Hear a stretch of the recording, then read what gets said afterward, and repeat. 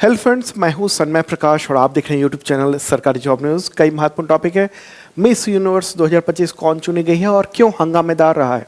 खास बात यह है, फाइटर जेट तेजस जो भारत का है वो क्रैश कर गया विदेश में। चर्चा करेंगे क्या हुआ है, क्या घटना हुई है, और इसके बारे में बहुत सारे सवाल हैं, वो भी चर्चा करेंगे। और भी कई सारे महत्वपूर्ण टॉपिक्स हैं, सब पर चर्चा करेंगे। जैसे एक महत्वपूर्ण है, राज्यपालों को लेकर सलाहकारी राय मांगी थी राष्ट्रपति ने सुप्रीम कोर्ट से, वो आई है। बहुत ही महत्वपूर्ण है एग्जामिनेशंस के लिए। ओके, सब पर चर्चा करें दोस्तों। शुरू करते हैं। और सबसे पहले आपको बताऊं कि मैंने कुछ सवाल पूछे थे कल, जिसमें 3 सवाल थे। एक सवाल ये था कि भारत में कितने वर्ल्ड हेरिटेज हैं। दूसरा सवाल था कि अभी लेटेस्ट वर्ल्ड हेरिटेज कौन सा बना है, विश्व धरोहर। और तीसरा सवाल था कि अस्थायी सूची में वर्ल्ड हेरिटेज के कितने हैं लिस्ट में। उसका जवाब बहुत सारे सैकड़ों बच्चों ने दिया है, और उनमें से जो सबसे पहले दिया उन सबके नाम ले लेता हूं मैं। GR कमला क्लासेस, ये रोमियो राज कहिए, जितेंद्र कुमार है। इसके अलावा हम बात करेंगे अनंत पंडे। अगला है विकास सरस्वती मौर्य, सुरेश राणा, रूबन कुमारी, शक्ति व्लॉग, चंदन कुमार, ठीक है, मोहित कुमार, विशाल। तो ये सबसे पहले जवाब देने वालों से है, तो उनके नाम मैंने लिया। ओके, वैसे तो बहुत सारे लोगों ने सही जवाब दिया है। तो चलिए शुरू करते हैं करंट अफेयर्स। एक और इन्फॉर्मेशन कि मैराथन वीडियो आ चुका है, पिछले संडे को ही आया था। जनवरी से लेकर नवंबर तक का मैराथन 9 घंटे का है। तो अगर आपने नहीं देखा है ज़रूर देखिएगा। अभी जो आने वाले एग्जामिनेशंस हैं उसमें प्रश्न तो टकराने ही है, ठीक है। तो शुरू करते हैं दोस्तों। और सबसे पहले बहुत ही इंपॉर्टेंट क्वेश्चन, किस एयर शो में फाइटर जेट तेजस क्रैश हो गया और पायलट की मौत हो गई। बड़ा ही दुखद ये घटना हुई है। आंसर का दुबई एयर शो, इसके बारे में मैंने कल भी चर्चा की थी, दुबई एयर शो के बारे में। और ये घटना हुई है कब, 21 नवंबर को क्रैश कर गया। और कहाँ पर है दुबई, देख लेते हैं। दुबई जो कहाँ है वो UAE में है, यूनाइटेड अरब अमीरेट्स में। और मैप में देखेंगे तो यहाँ पर है, और ये है UAE। और इसी में ये जो लोकेशन है ना, यहाँ पर है दुबई। और दुबई में ही ये एयर शो चल रहा था, और उसी के दौरान ये आप देख रहे हैं नज़ारा, किस तरीके से रोमांचक उड़ान थी और अचानक से गिर गया, क्रैश कर गया। इस तरीके से आप देख रहे हैं, झटके में गिर गया। 21 नवंबर को कलाबाजियाँ दिखा रहा था ये जहाज, हजारों दर्शक कैमरों की मौजूदगी में ये गिरा है। और क्रैश के बाद आग का गोला उठा, फिर धुएं का गुबार निकल गया। सब कुछ इतनी तेज़ी से हुआ कि पायलट खुद को नहीं बचा सका। ये इंटरनेशनल इवेंट था, उसमें भारत का जो महत्वाकांक्षी फाइटर जेट तेजस है, क्रैश होना बहुत सारे सवाल छोड़ गया है। क्रैश के जो शुरुआती विजुअल देख रहे हैं ना, उसमें यह है विमान जो है ना वो बिल्कुल नोज से ही टकरा गया है, नीचे डाउन हो गया है, फ्री फॉल होता हुआ चला गया है और नीचे टकरा है। ये विमान जो ना तेजस की अगर बात करेंगे, उसका इतिहास 24 साल का है, 24 ईयर के। और इतने साल में ये दूसरी घटना है मात्र। और किसी की डेथ हुई है तो वो पहली डेथ है। इससे पहले मई में ही घटना हुई थी जैसलमेर में, ये तेजस क्रैश कर गया था। हालांकि पायलट सुरक्षित रूप से विमान से बाहर निकल आए थे, ठीक है। अब सवाल ये होगा कि आखिर इतना बड़ा झटका क्यों माना जा रहा है तेजस का गिरना। कई सारे अखबार हैं उसने लिखा है, और इंडियन एक्सप्रेस ने तो बहुत ही तीखा लिखा है। देखिए क्या है ना, दुबई एयर शो जो ना, उसमें इंटरनेशनल जो जेट्स हैं उन सबको प्रदर्शन किया जाता है। दुनिया की बड़ी बड़ी कंपनियां, दुनिया के देश, उन सब की नज़र होती है। Aerospace company, airline, air forces, दुनिया भर की टेक्नोलॉजी कंपनियां, तो वो अपने विमान, हेलीकॉप्टर, हथियार सिस्टम, एरोस्पेस टेक्नोलॉजी, इन सबको प्रदर्शित करती है ताकि दुनिया का जो बाज़ार है उसमें खरीदार मिल सके। और ऐसे मामले में क्रैश जो हुआ है वो एक नेगेटिव मैसेज गया है। अब उसकी क्या वजह है ये तो बाद में पता चलेगा। अगर टेक्निकल वजह है तो इसके काफ़ी असर होंगे इसके। और आपको बताऊं कि अभी भारतीय वायुसेना ने अपना बयान जारी किया इस घटना के बाद, और कहा कि दुर्घटना का पता लगाने के लिए कि क्यों हुआ है कारण, एक कोर्ट ऑफ इंक्वायरी गठित कर दी गई है। अब सवाल होगा कि तेजस क्या है और भारत के लिए खास क्यों है आखिर। तो HAL की जो वेबसाइट है उस पर जो डिटेल दिया गया है उसके मुताबिक तेजस 4.5 पीढ़ी का लड़ाकू विमान है, जिससे आक्रामक हवाई सहायता, नज़दीकी युद्ध, ज़मीनी हमले, उन सब के अभियान के लिए जो ना डिज़ाइन किया गया है।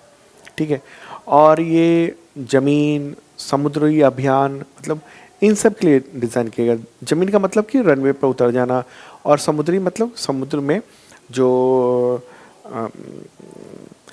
आपको विमान वाहक पोत हैं वहाँ भी उतरने की कोशिश करना, इस तरह की चीज़ें हैं वो बनाना है। तो नेवी और एयरफोर्स दोनों के लिए ये जो है ना जहाज़ वो है। और ये देख रहे हैं इसका ये जो वीडियो है वो इंडियन एयरफोर्स ने जारी किया था, काफ़ी पहले की बात है। ठीक है, तो ये हल्का विमान है और लाइट कॉम्बैक्ट एयरक्राफ्ट कहेंगे हम। और इसकी तैयारी 1983 में शुरू हुई थी। सरकार से हरी झंडी मिलते ही काम शुरू हो गया था।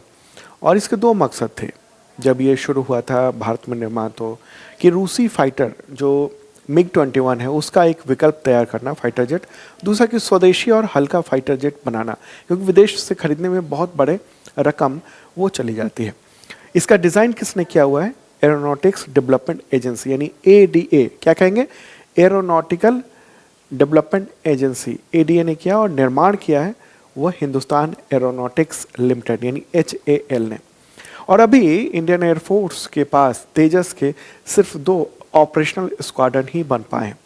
टोटल जो ना 38 विमान इसमें शामिल हैं। तो एयरफोर्स के लिए भी बहुत ज़रूरी है तेजस।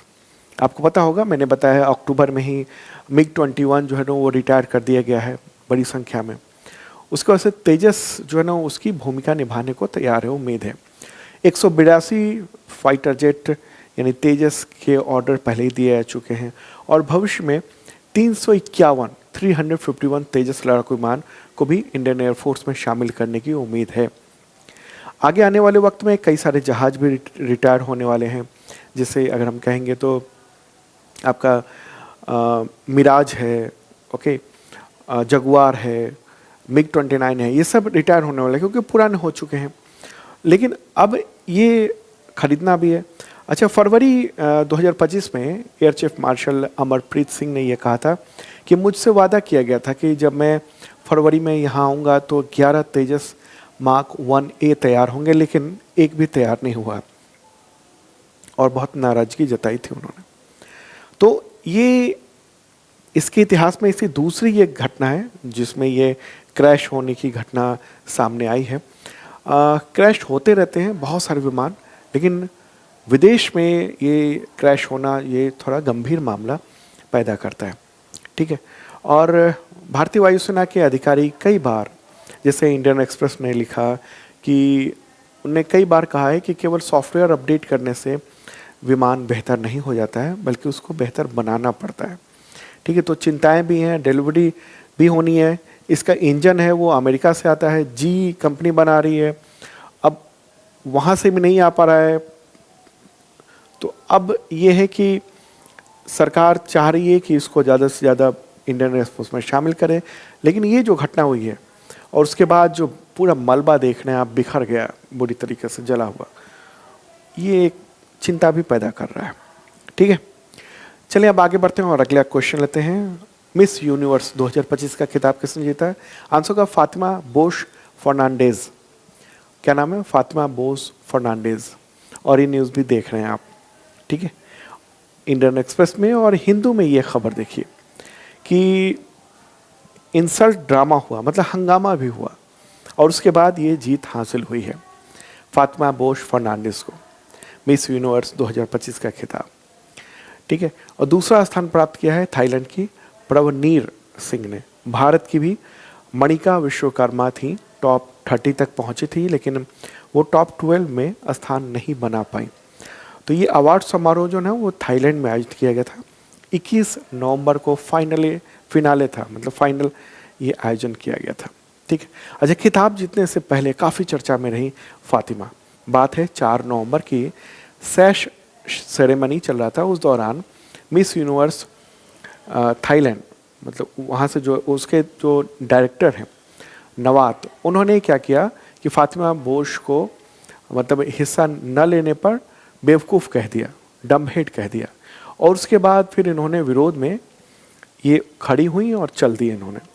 तो उसके बाद फिर टिप्पणी हुई। उसके बाद क्या हुआ कि जितनी भी वहाँ पर पार्टिसिपेंट्स थी मिस यूनिवर्स की, वो सब उठ के चली गई। और इसका असर ये हुआ कि जिन्होंने टिप्पणी की थी उनको जो है ना उस इवेंट से ही बाहर निकलना पड़ा, जिन्होंने टिप्पणी की थी। तो इस खबर की ना चर्चा पूरी दुनिया में हुई है और विवाद हुआ, बढ़ा, और आखिरकार फातिमा बोश ने ये खिताब जो है ना वो जीत लिया है। ठीक है, तो ये एक इम्पॉर्टेंट बात रही है। अगर हम देखेंगे कि मिस यूनिवर्स के बारे में अगर जानेंगे हम क्या है ये, देखिए ये प्रतियोगिता जो ना अमेरिका की मिस यूनिवर्स ऑर्गेनाइजेशन के द्वारा कराया जाता है। इसका हेडक्वार्टर न्यूयॉर्क में है और इसकी शुरुआत हुई थी 1952 में। ओके, तो ये है। अच्छा, मिस यूनिवर्स की अगर हम हाल फिलहाल की लिस्ट देखेंगे हम, तो ये लिस्ट है अभी तो 2025 की है। फातिमा बॉश फर्नांडीज मैक्सिको की। ओके, मैक्सिको भी याद रखना है आपको। पिछले साल की नाम है विक्टोरिया केजर थिलविग डेनमार्क की। 2023 की शेनिस पलासियोस, ये निकारागुआ की। ठीक है, उससे पहले आर बोनी गैब्रियल अमेरिका की, और 2021 में हरनाज संधू भारत की, उन्होंने ये जीत हासिल की थी। ठीक है, तो बहुत ही महत्वपूर्ण है। अगर हम चर्चा करेंगे कि भारत की मिस यूनिवर्स कौन कौन रह चुकी हैं, तो आपको पता होना चाहिए सुष्मिता सेन भारत की पहली मिस यूनिवर्स थी, भारत से जाने वाली, मतलब भारत की जो थी वो बनी। उसके बाद लारा दत्ता, फिर हरनाज संधू बनी थी। ठीक है, अच्छा मिस वर्ल्ड की भी बात कर लें। मिस वर्ल्ड, ये पूरी लिस्ट आप देख रहे हैं। चलिए आगे बढ़ते हैं और अगला क्वेश्चन लेते हैं हम लोग, महत्वपूर्ण प्रश्न लेते हैं, आगे बढ़ते हैं। और दोस्तों पसंद आ रहा हो तो लाइक बटन दबाइएगा इस चैनल का, और बहुत सारे लोगों ने सब्सक्राइब नहीं किया है, ज़रूर कर लेंगे। अगला क्वेश्चन यहाँ पर देखिए, राष्ट्रपति द्रौपदी मुर्मू ने राज्यपालों की विधेयक स्वीकृति शक्तियों पर संविधान के किस अनुच्छेद का प्रयोग करके सुप्रीम कोर्ट से सलाहकारी राय मांगी, जिसका जवाब भी उनको मिला है। आंसर क्या होगा इसका? अनुच्छेद 143(1), ये होगा इसका सही आंसर। ठीक है, तो ये जो है ना वो सलाह मांगी गई थी और सलाह मिल गई। ये बड़ा ही दुर्लभ मामला है, दुर्लभ संवैधानिक कदम के तहत राष्ट्रपति द्रौपदी मुर्मू ने 13 मई को संविधान के अनुच्छेद 143(1) का हवाला देते हुए सुप्रीम कोर्ट से सलाह मांगी थी। ठीक है, और इसको लेकर कई बार सुनवाई हुई सुप्रीम कोर्ट में, संविधान बेंच बना, उसमें सुनवाई हुई, राज्यों से, केंद्र से इसके बारे में जिरह करने को कहा गया, मतलब बहस करने को कहा गया।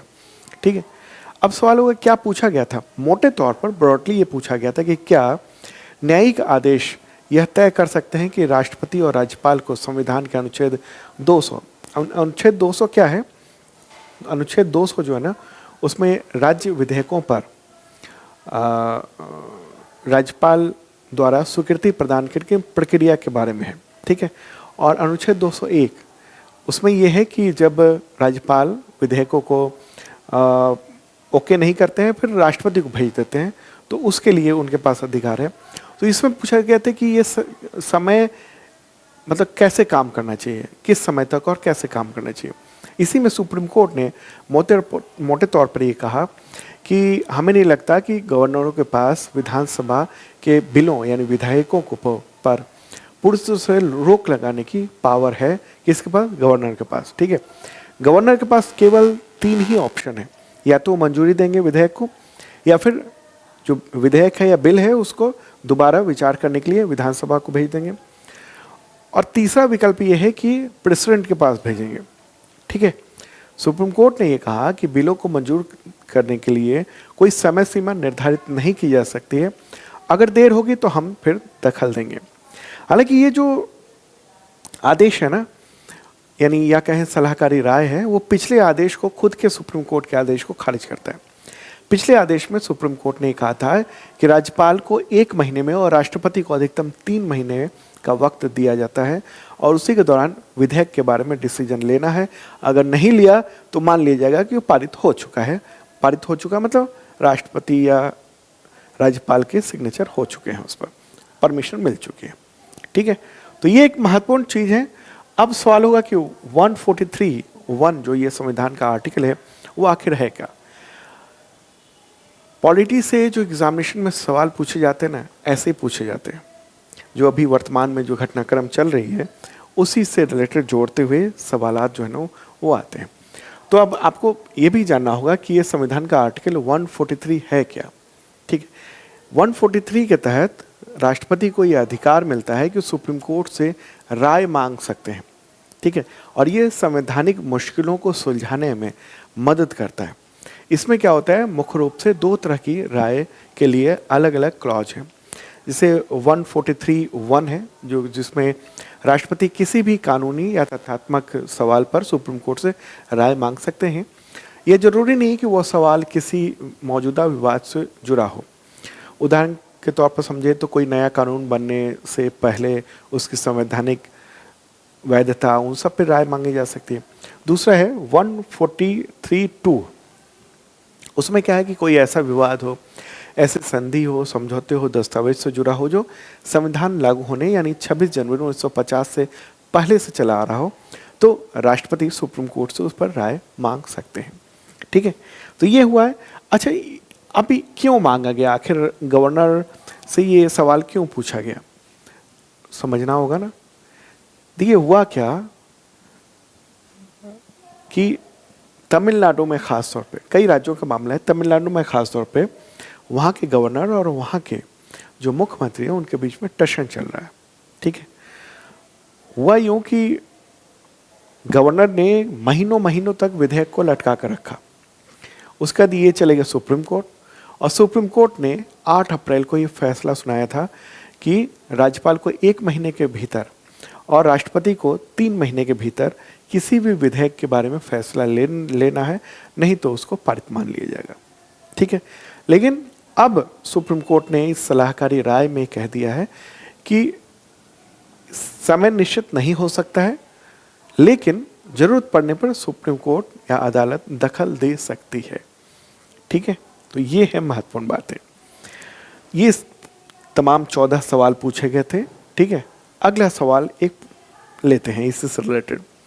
राष्ट्रपति के द्वारा मांगे गई सलाहकारी राय पर सुप्रीम कोर्ट ने क्या जवाब दिया। सवाल था, अनुच्छेद 200 के तहत जब कोई विधेयक राज्यपाल के सामने प्रस्तुत होता है तो उनके पास कौन कौन से संवैधानिक विकल्प होते हैं। ठीक है, आंसर क्या होगा इसमें, मंजूरी देना या दोबारा विचार करने के लिए भेजना या प्रेसिडेंट के पास भेजना, 3 ही हैं विकल्प। लंबे समय तक रोक के नहीं रख सकते।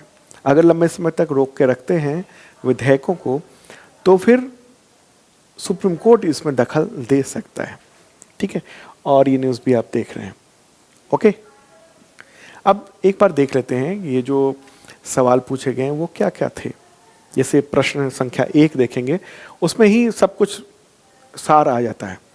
प्रश्न यहाँ पर था कि जब संविधान के अनुच्छेद 200 के तहत राज्यपाल के समक्ष कोई विधेयक प्रस्तुत किया जाता है तो उसके समक्ष संवैधानिक विकल्प क्या क्या है। तो फिर सुप्रीम कोर्ट ने यह कहा कि हमें नहीं लगता है कि गवर्नरों के पास यानी राज्यपालों के पास विधानसभाओं के जो बिल हैं उसको रोक लगाने की पूरी अधिकार है। गवर्नर के पास 3 ही ऑप्शन है, जैसे मैंने पहले भी क्वेश्चन में बताया था।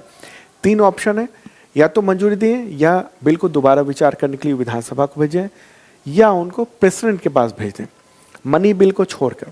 ठीक है, अब कहेंगे प्रेसिडेंट के पास क्या मतलब हुआ। कई सारे ऐसे मामले हैं जो राज्यपाल अगर सोचते हैं कि राष्ट्रपति विचार करें, राष्ट्रपति का मतलब होगा केंद्र सरकार एक तरह से। ठीक है, मामला राष्ट्रपति के पास जाता है तो केंद्र सरकार उसको देखती है, फिर राष्ट्रपति केंद्र सरकार की सलाह पर उस पर डिसीजन लेते हैं। ठीक है, तो ये है सवाल और उसका जवाब ये रहा। अनुच्छेद 200, उसमें आपको पता होगा कि राज्य विधेयकों पर राज्यपाल की जो स्वीकृति प्रदान करने की प्रक्रिया है उसको है, मतलब अगर विधानसभा से पास हो गया कोई बिल तो जब तक राज्यपाल उसको ओके नहीं करेंगे तब तो वो कानून नहीं बन पाएगा ना, तो वही है। दूसरा सवाल था कि क्या राज्यपाल अनुच्छेद 200 के तहत मंत्रिपरिषद के द्वारा दी गई सलाह से बाध्य हैं। तो इसमें कहा गया कि राज्यपाल को विवेकाधिकार प्राप्त है और मंत्रिपरिषद की सहायता और सलाह के से बाध्य नहीं है। अगला ये सवाल पूछा गया कि क्या अनुच्छेद 200 के तहत राज्यपाल के द्वारा विवेकाधीन निर्णय न्यायिक समीक्षा के अधीन है? तो ये कहा गया कि सामान्यतः नहीं है, लेकिन अनिश्चितकालीन निष्क्रियता, यानी अगर राज्यपाल बहुत लंबे समय तक बिल को पर बैठे रह गए, टेबल पर रखे रह गए, तो ऐसी परिस्थिति में न्यायालय के पास ये है कि उचित अवधि में निर्णय लेने के लिए परम आदेश जारी कर सकता है सुप्रीम कोर्ट। चौथा था कि क्या अनुच्छेद 361 राज्यपाल के द्वारा अनुच्छेद 200 के तहत राज्यपाल के कार्यों के संबंध में न्यायिक समीक्षा पर पूर्ण प्रतिबंध लगाता है?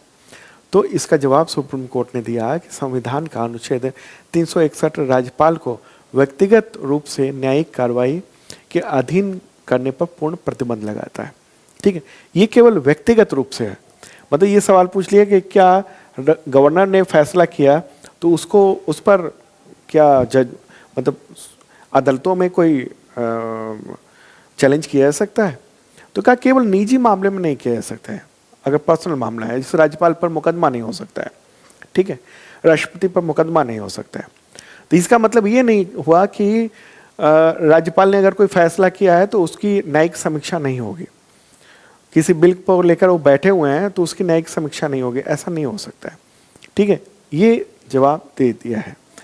और भी कई सारे सवाल थे, उन सब पे मतलब जवाब जो दिए गए हैं।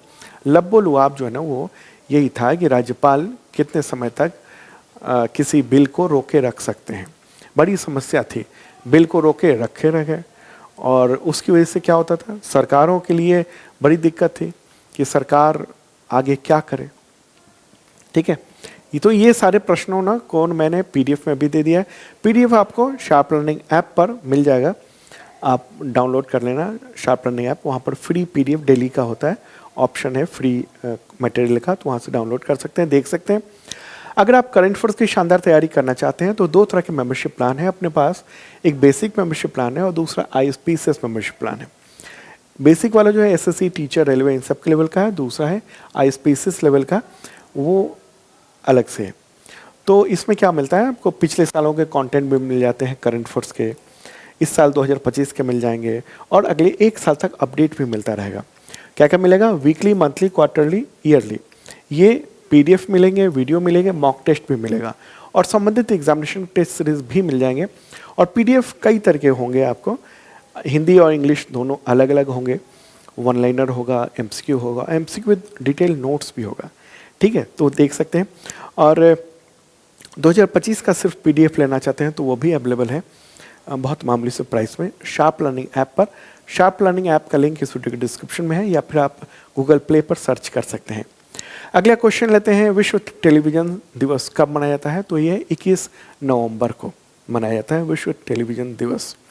अगला क्वेश्चन लेते हैं, विश्व मुक्केबाजी कप 2025 में भारत ने महिला और पुरुष कैटेगरी में 9 गोल्ड सहित कितने कुल मेडल प्राप्त किए हैं? आंसर का 20 मेडल प्राप्त किए हैं। शानदार काम किया है भारत ने, हर कैटेगरी में मेडल तो प्राप्त किया है भारत ने। टोटल 9 गोल्ड हैं, 6 सिल्वर हैं और 5 ब्रॉन्ज मेडल भारत ने जीत लिए हैं। तो ये जो फाइनल मैच था ना वो कहाँ पर हुआ है, और ग्रेटर नोएडा में आयोजित किया गया था 20 नवंबर को, और उसी में ये खिताब जो है भारत ने जीत लिया, महिला पुरुष दोनों में। ठीक है, तो अब हम लोग देख लेते हैं कि गोल्ड मेडल किसने जीता है। सबसे पहले बात करेंगे हम लोग महिला गोल्ड की। ठीक है, तो Meenakshi Hooda 48 kilogram weight category में, Nikhat Zareen 51 kilogram weight category में, Preeti Pawar 54 kilogram weight category में, Jaismine Lamboria 57 kilogram weight category में, Arundhati Chaudhary 70 kilogram weight category में, नूपर शो राणा ये 80+ किलोग्राम वेट कैटेगरी में, Parveen Hooda 60 kilogram weight category में। तो ये सब गोल्ड मेडल महिलाओं ने ये जीता है। अब वेट कैटेगरी क्या होता है, वेट कैटेगरी जो है ना वो मतलब उस वजन के ही खिलाड़ी इस कैटेगरी में शामिल हो सकते हैं। ठीक है, सिल्वर 1 मेडल प्राप्त किया है महिला ने, पूजा रानी ने 80 किलोग्राम वेट कैटेगरी में, और ब्रॉन्ज मेडल नीरज फोगाट और स्वीटी बुरा ने ये खिताब पाया है। अगर हम पुरुषों की बात करेंगे तो यहाँ पर लिस्ट में देख रहे हैं, सचिन सिवाच उन्होंने 60 किलोग्राम वेट कैटेगरी में गोल्ड जीता, हितेश गुलिया वो 70 किलोग्राम वेट कैटेगरी में उन्होंने गोल्ड मेडल जीता है। सिल्वर मेडल ये देख रहे हैं आप, जदू मणि सिंह, पवन बत्सवार, अभिनाश जामवाल, अंकुश पंघाल, नरेंद्र बेरवाल। और ब्रॉन्ज देखेंगे, ये तो सिल्वर हो गया, ब्रॉन्ज है सुमित कुंडू, जुगनू और नवीन। ठीक है, तो इसको देख लीजिएगा। सवाल कई बार ना पूछे जाते हैं कि फलाना खिलाड़ी किस खेल से जुड़ा हुआ है, तो इन्हीं सब जो विजेता है ना उनसे जुड़ा हुआ प्रश्न होते हैं अक्सर। और ज़्यादातर गोल्ड पूछे जाते हैं, सिल्वर और ब्रॉन्ज बहुत ज़्यादा नहीं पूछे जाते हैं। जब गोल्ड इतने सारे हैं तो उम्मीद है गोल्ड से ही सवाल आ जाएगा। आगे बढ़ते हैं और अगला क्वेश्चन लेंगे हम लोग, इम्पोर्टेंट क्वेश्चन कि सड़क यातायात पीड़ितों के लिए विश्व स्मरण दिवस कब मनाया जाता है? क्या होगा आंसर इसका? इसका आंसर होगा आपका नवंबर के तीसरे रविवार को, तीसरे संडे को। और ये कब है? 16 नवंबर को था। ठीक है, 2025 में। और इस बार की थीम है याद रखें, सपोर्ट करें, काम करें, रिमेंबर, सपोर्ट, एक्ट। ठीक है, इस बार की ये थीम है, ये याद रखना है। इस दिन का उद्देश्य यही है कि सड़कों पर जो मारे जा रहे लोग हैं दुर्घटनाओं में, यातायात के जो नियम है उसका पालन ना करने की वजह से, तो वो कैसे बच सकें लोग। ठीक है, इसके लिए अगर हम देखें संयुक्त राष्ट्र का डेटा, तो दुनिया में हर साल सड़क दुर्घटना में 13.5 लाख लोग मारे जाते हैं। मतलब हर 24 सेकंड में सड़क पर एक मौत होती है दुनिया भर में। ठीक है, आगे बढ़ते हैं। अगला क्वेश्चन, किस शहर में UN COP30 वो क्लाइमेट समिट नवंबर 2025 में आयोजित हुआ, जहां पर आग लग गई? आंसर का बेलम कहाँ है? तो ब्राज़ील में है। ठीक है, न्यूज़ भी आप देख रहे हैं, ये हाल हुआ था, ये आग की स्थिति आप देख रहे हैं। ठीक है, तो 13 लोग घायल हो गए। और इस परिसर में भारत के जो वन एवं पर्यावरण मंत्री हैं भूपेंद्र यादव, वो भी मौजूद थे। ठीक है, हालांकि सुरक्षित रूप से वो लोग बाहर निकल आए।